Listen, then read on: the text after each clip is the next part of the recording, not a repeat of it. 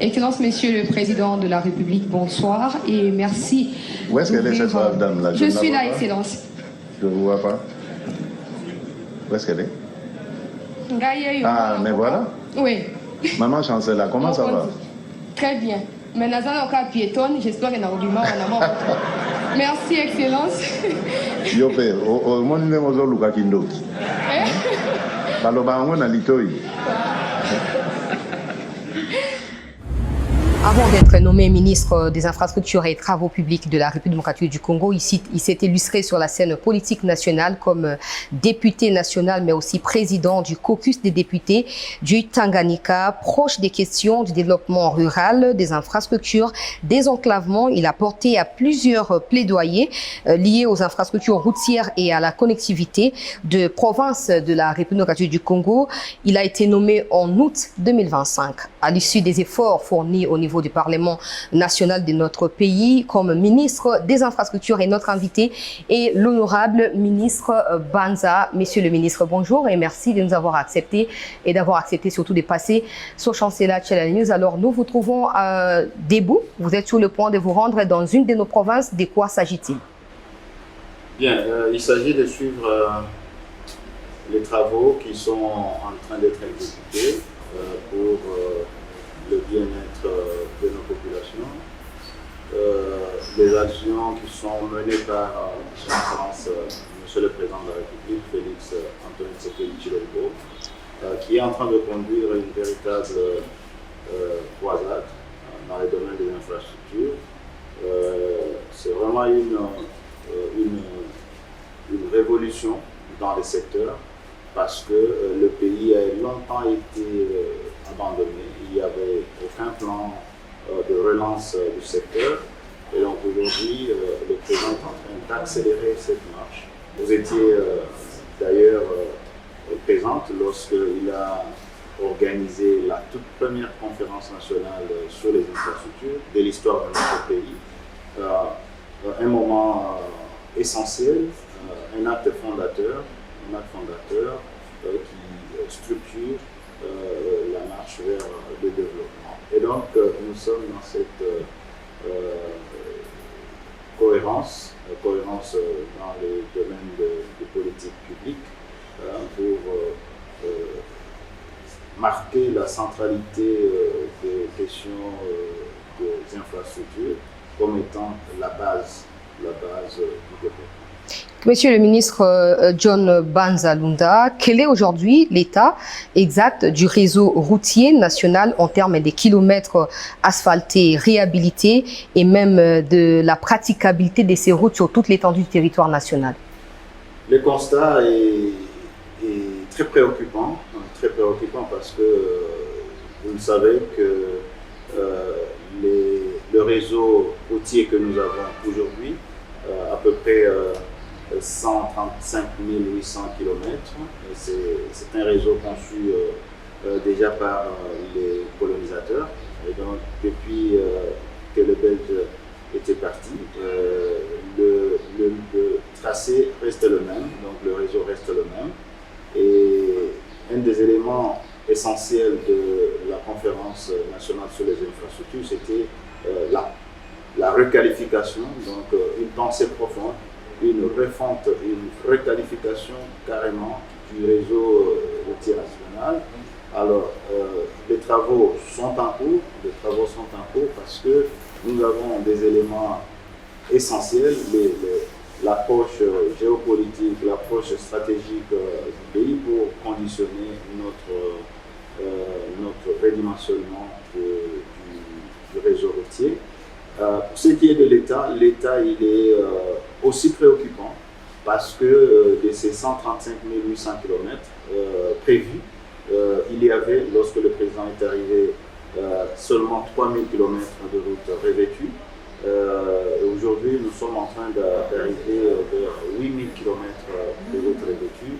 Vous me direz, est-ce que c'est suffisant? Je vous dirai tout de suite non, parce que la dimension de notre pays, 2 345 000 kilomètres carrés, nous ne pouvons pas avoir un réseau routier de moins d'1 million de kilomètres de route. Et donc nous sommes en train d'avancer.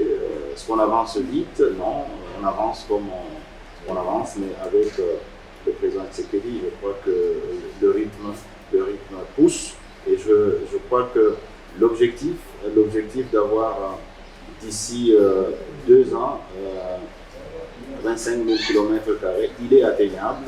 Cela dépend de réformes que nous devons implémenter dans le secteur.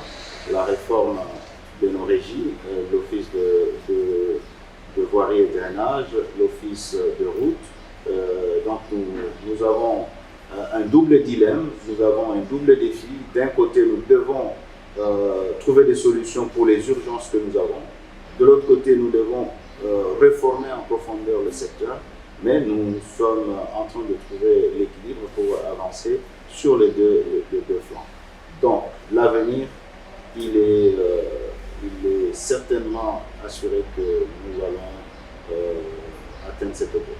Nous allons revenir sur la question de la connectivité pour parler de l'impact sur l'économie nationale en termes des PIB par exemple. Plusieurs projets routiers en RDC, Monsieur le ministre, connaissent des retards, mais aussi des dégradations précoces. Nous les voyons quand nous passons sur des chaussées.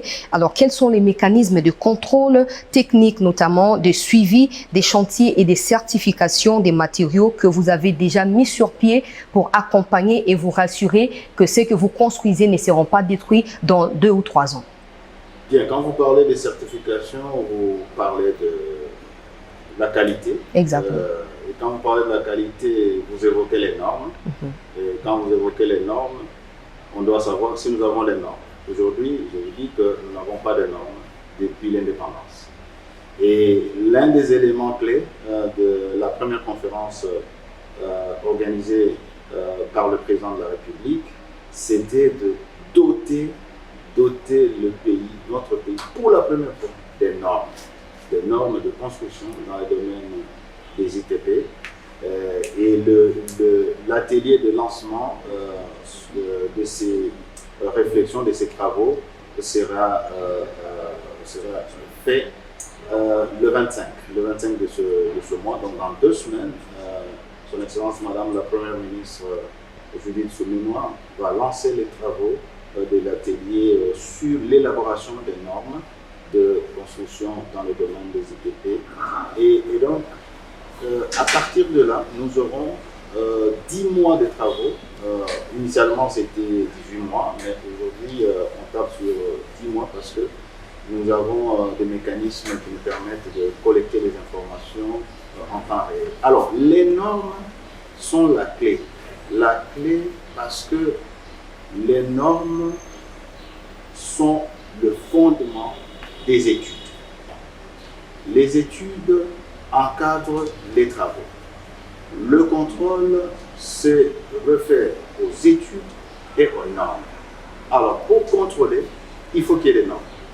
Et aujourd'hui, le drame est que, comme on n'a pas encore de normes, ceux qui construisent, ils construisent selon la formation des uns et des autres. Celui qui était formé au Japon, il fait ce qu'il a appris au Japon. Celui qui était formé en Namibie, il fait ce qu'il a appris là-bas. Bref, il est important, il est capital, il est fondamental que nous puissions élaborer ces normes. Et donc ça, ce sont des normes sectorielles.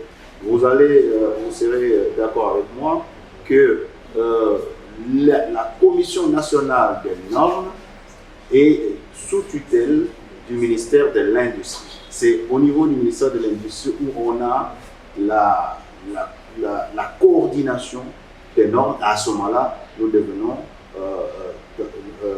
à ce moment-là, nous avons les normes nationales. Et donc, les normes sectorielles que nous allons faire, nous allons les verser dans la Commission nationale des normes. Ce sont ces normes qui vont nous permettre de faire le contrôle.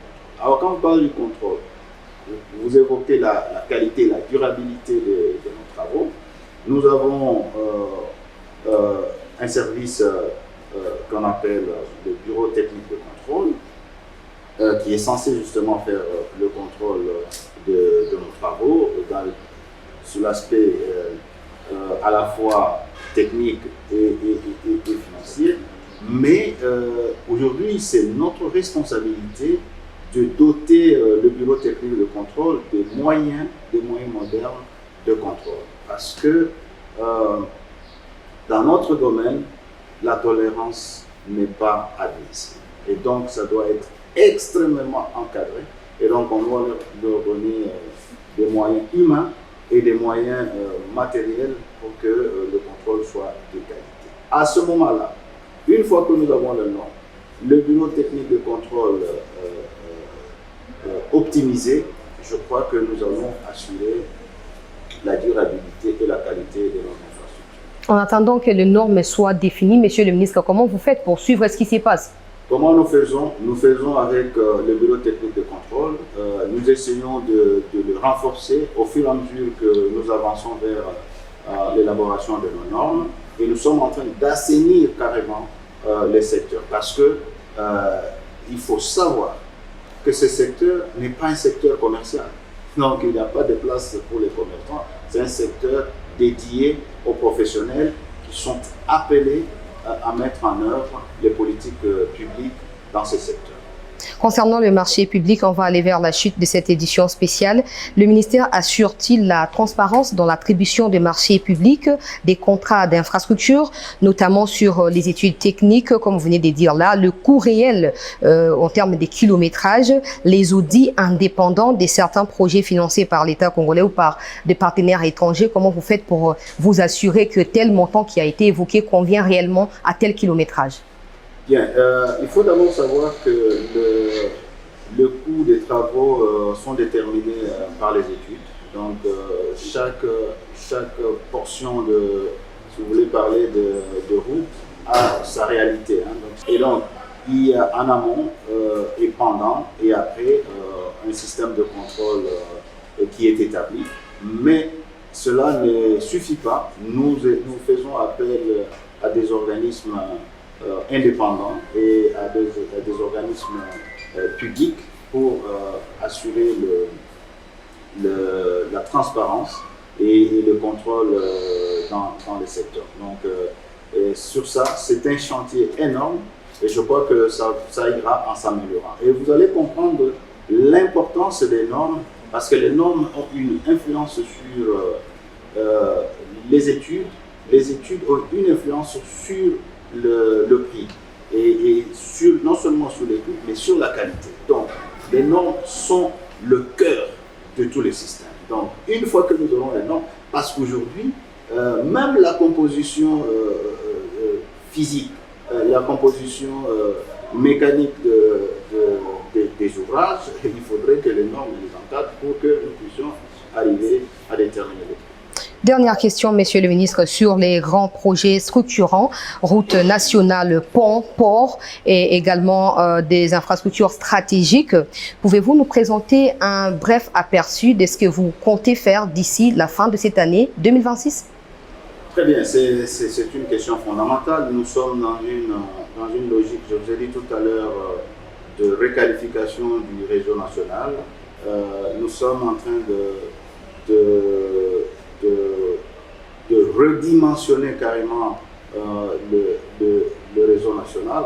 Aujourd'hui, nous sommes heureux, sous l'impulsion du président de la République, le pays va se doter d'un programme de désenclavement du pays par la voie routière. Donc c'est un programme que je vais présenter au Conseil des ministres très récemment, enfin dans quelques jours.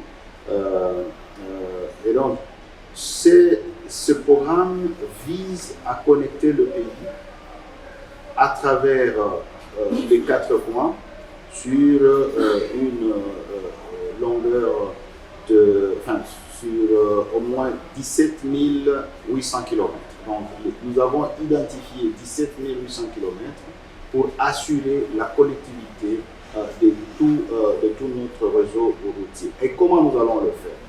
Nous allons approfondir les études que nous avons pour que les axes les plus stratégiques soient d'abord privilégiés. Et comment on va faire? Est-ce qu'on va assurer l'ouverture là où il n'y a pas d'ouverture? On va assurer l'entretien là où il y a quand même l'ouverture. Mais on va aller progressivement jusqu'à la modernisation de ces routes. Au-delà de ça, il y a des grands projets qui sont en train d'être exécutés aujourd'hui. Par exemple, le corridor que nous appelons le corridor de Banana. Vous avez la route qui quitte Mwanda, qui va jusqu'à Kasumbalesa. Ça fera 3300 km. Donc, il y a 858 km sur lesquels on est en train de travailler entre Mbujimayi et Mbanga dans le Katanga. Une fois que ces 858 km seront terminés et tous les 3300 km seront complètement reliés. Ça, c'est un projet important que nous sommes en train de faire. L'autre projet important, c'est Mbujimayi, de connecter la RN2, donc Mbujimayi à Bukavu. C'est 1080 km. La première autoroute du pays en 2x2, ultra moderne. C'est en train d'être fait. Et au niveau de Mbanga, entre la province de la Lomami et la province du Maniema, nous aurons le deuxième pont le plus long de notre pays, 748 mètres linéaires. Et ce sera magnifique, un pont ultra moderne qui sera posé là-bas. Et donc nous arrivons à Bukavu. À Bukavu, outre les projets que nous avons de modernisation de la voirie, même si il faut comprendre que de la Constitution, la voirie est une compétence exclusive de la province, mais nous, gouvernement central, nous venons en appui aux provinces pour développer la voirie, parce que ce sont des villes emblématiques et des grandes villes. Donc, on a un programme de modernisation de la ville de Bukavu comme d'autres villes. Et donc, quand on arrive à Bukavu, nous avons un projet de relier Bukavu à Goma. Et quand vous arrivez à Goma, nous avons un projet. D'ailleurs, j'ai lancé les travaux il y a quelques mois. C'est relier Butembo à Kanyabayonga, de Kanyabayonga Rutshuru, Goma. Tout ça se fera d'ici la fin de 2026? Nous sommes en train de faire maintenant. Donc ça, il n'y a aucun souci. Alors nous sommes à Butembo, nous relions Butembo à Beni, nous relions Beni à Kasindi. Là, nous sommes à la frontière avec l'Ouganda. Alors quand vous revenez à Beni, nous sommes en train de travailler sur la route nationale numéro 4, donc de Beni à Kisangani. Le président de la République a consacré le couloir vert. Il y a des travaux qui se font dans le cadre du couloir vert. Mais nous sommes en train de discuter comment moderniser cette route entre Kisangani et Bafouassende. Donc, cette route va être complètement modernisée. Et donc, à partir de Kisangani aussi, vous allez vers Bukavu. On travaille sur la route nationale numéro 3. Donc, quand vous revenez à Kisangani, on travaille sur la route nationale numéro 7, donc Kisangani, Kananga. Je n'ai pas entendu le sud et le nord Ubangi. Mais attendez, vous allez entendre. Donc, vous quittez Kisangani, vous revenez à Kananga, et Kananga, c'est parmi les hubs qui sont stratégiques. Donc, Kananga, nous travaillons de Kananga à Mbujimayi, mais nous travaillons aussi de Kananga à Tshikapa. Et quand vous arrivez à Tshikapa, vous êtes déjà sur la route nationale numéro 1, donc vous reliez Tshikapa à Kinshasa. Mais de Kananga, sur la route nationale numéro 20 et numéro 41, nous relions Kananga, Demba, Mweka, Ilebo. Quand on arrive à Ilebo, on va faire un pont, on va jeter un pont. On va relier pour la première fois de l'histoire de notre pays, on va mettre un pont à Ilebo, on va relier Ilebo, c'est-à-dire dans la province du Kasaï, on va relier à la province du Kwilu et on arrive à Idiofa. Et à Idiofa, on travaille une route moderne, revêtue, donc de Idiofa jusqu'à Ingodi. Donc là, nous sommes sur la route nationale numéro 1. Alors, vous avez parlé du Grand Équateur. Oui, c'est une grande nouvelle d'annoncer aux populations du Grand Équateur que, enfin, le Grand Équateur sera complètement désenclavé. Comment? Nous sommes en train de travailler sur la route nationale numéro 6. Donc, de Zongo, Gemena Akula et on va relier Akula à Kisangani. Nous travaillons sur la route nationale numéro 8 et la route nationale numéro 9. Donc on va relier Mbandaka à la route nationale Mbandaka, Ingende et ainsi de suite jusqu'à la route nationale numéro 7. Mais plus encore, quand vous revenez ici au niveau de pratiquement de Kinshasa, à Mongata ici, nous faisons la route nationale numéro 17. Donc il va traverser la province de Kwilu, qui va donc de Mongata, Massambio, Bandundoville, Bagata, et de Bagata on va traverser pour la première fois la province du Maïndombe. Quelle province vous n'avez pas entendu? Merci, monsieur le ministre. Nous voyons clairement qu'il y a une vision qui est bien définie et j'espère que je ferai les suivis de tout ça pour m'assurer que ces promesses ou ces paroles ne sont pas que des paroles vaines. Nous vous remercions. Ici, nous ne faisons pas la politique. Dans notre secteur, on ne fait pas la politique. On fait du social. Donc, il est ouvert au suivi citoyen parce que la route, c'est un patrimoine public. Et la route, c'est un patrimoine commun et nous devons tous suivre ça. Ça, c'est dingue. Vous n'avez pas seulement de route, vous n'avez pas parlé de nos voies navigables. Nous avons été bénis par Dieu. Nous avons au moins 28 000 km de voies navigables. Et donc, c'est-à-dire nos lacs et notre fleuve, ainsi que nos rivières, 28 000 km. Et donc, le travail qu'il faut faire, c'est de les baliser, de les draguer et de constituer ces 28 000 km en 28 000 km de boulevards maritimes carrément. Et donc, là, nous sommes en train de développer un projet pour la construction des ports que nous avons identifiés, la construction des ponts pour que les 28 000 km servent d'éléments essentiels à la connectivité au niveau de route. Ça, c'est le deuxième élément. Le troisième élément, c'est le domaine des aéroports. Nous travaillons pour le désenclavement par la voie aérienne et nous avons identifié des cités, des contrées que nous devons doter des aérodromes pour essayer de désenclaver le pays. Donc c'est un élément de désenclavement global que nous sommes en train de faire. Et donc j'ai évoqué aussi pour la voirie. Cette fois-là, vous verrez de nouvelles villes qui n'ont jamais vu du macadam être bénéficiaires des travaux d'asphaltage, etc., comme Nisala par exemple. Nous étions là et nous allons lancer les travaux pour la première fois à Bomba et pour la première fois à Lumumba-Ville. Nous sommes dans le Sankuru, à Lodja et dans la province de Lomami, à Kabinda et bien d'autres, à Monebitu et ainsi de suite. Donc les provinces comme la province du Haut-Lomami seront bénéficiaires de ce programme pour les nouvelles provinces, la province du Bas-Jouélé, la province du Haut-Touélé, on avait déjà lancé, les travaux sont en cours.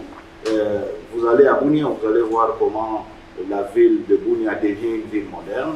Donc si vous étiez passé il y a 3 ans, vous n'allez pas reconnaître Bunia. Donc le président de la République est en train de travailler méthodiquement. C'est pour ça que nous disons les autres peuvent faire la politique, mais en tout cas, lui, il fait le social. Le président fait le social. Oui. Merci pour cette phrase. Le président de la République s'occupe du social du peuple congolais. Merci, monsieur le ministre John Banza Lunda, d'avoir accepté de répondre à nos questions, bien que nous vous ayons trouvé en train de partir.